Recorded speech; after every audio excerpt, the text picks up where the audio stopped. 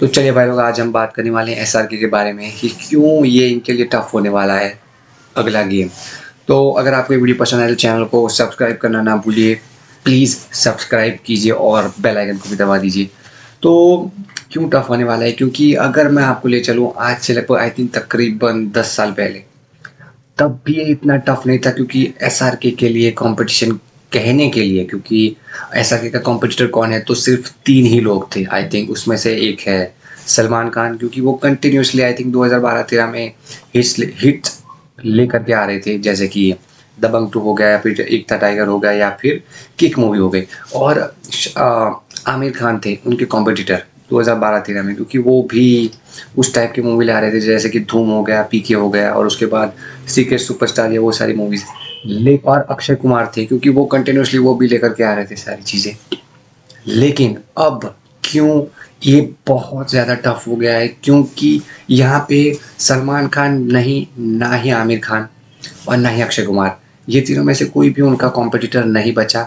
लेकिन उनके कॉम्पिटिटर बहुत ज़्यादा क्यों बढ़ गए हैं, क्योंकि वो सारी चीज़ें कर रहे हैं साउथ इंडिया वालों से। मतलब कि वो सारी की सारी चीज़ें करवा रहे हैं कि भैया साउथ इंडिया के जो लोग हैं वो बहुत ही ज़्यादा वो वाले हैं। क्योंकि अगर आप इंडस्ट्री के बारे में अगर मैं बात करूँ, तो कन्नड़ा इंडस्ट्री से आई थिंक केजीएफ स्टार यश और कांतारा स्टार जो ऋषभ शेट्टी है, वो भी मूवीज़ लेकर के आ रहे हैं। और उसके बाद अगर मैं बात करूँ यहाँ पे तेलुगु से, तो तेलुगु में बाहुबली आई थिंक प्रभास है, अल्लू अर्जुन है, फिर विजय देवरकोंडा है, और बहुत ही सारे I think Ram Charan junior NTR, तो वो भी उनके कंपेटिटर्स गिने जाएंगे। और अगर तमिल की बात करूँ तो थलापति विजय, सूर्या, कार्ति, और भी बहुत सारे सारे एक्टर्स हैं, जैसे कि रजनीकांत सर, कमल हसन सर, अजीत कुमार।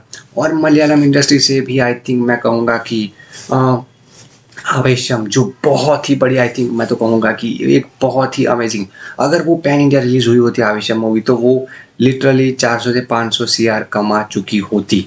और मुझे लगता है कि आवेशम 2 जल्दी आएगी। और अगर आपको भी कुछ पता हो आवेशम के बारे में, तो प्लीज़ कमेंट सेक्शन में हमें बता दीजिए। तो मैं वही बोल रहा हूँ कि यार इतने सारे कॉम्पिटिटर्स उनके बढ़ गए हैं, तो ये रियली उनके लिए बहुत ही ज़्यादा टफ टाइम होगा कि वो किस तरीके से बाउंस बैक करते हैं। और अगर मैं बात करूँ कि अगर वो 90 साल तक भी मूवी बनाते रहेंगे, तो आई थिंक 30 साल हो गए आज के बाद, मतलब कि अब से 30 साल होंगे, तो जिनमें मुझे लगता है पर्सनली कि वो ज़्यादा से ज़्यादा आई थिंक 12 ही मूवीज़ दे सकते हैं, उससे ज़्यादा नहीं दे सकते।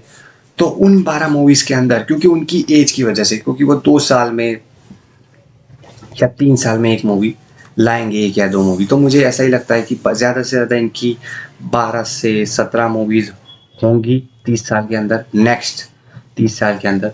और जिनमें से मुझे लगता है कि सारी की सारी हॉलीवुड लेवल की होनी चाहिए, तभी ये रियल में कंपटीशन दे सकेगी इन सब मूवीज़ को। जैसे कि हाल ही में टॉक्सिक का टीज़र आया, और ये सारी टीज़र अलग अलग तरीके से आ रहे हैं साउथ इंडिया वालों से, और जो मूवीज़ जिस तरीके की आ रही है, तो मुझे कहीं ना कहीं ऐसा ही लग रहा है कि यार ये रियल में बहुत कुछ बाकी है इनके लिए अभी भी। लेकिन बहुत टफ टाइम से गुजरना पड़ेगा अभी भी रियल, अगर लाइफ के अंदर टफ टाइम की मैं बात करूँ तो ऐसा के लिए, क्योंकि इतना ज़्यादा कॉम्पिटिटर सामने उनके आ चुके हैं, ना सिर्फ हॉलीवुड लेकिन इंडिया में ही।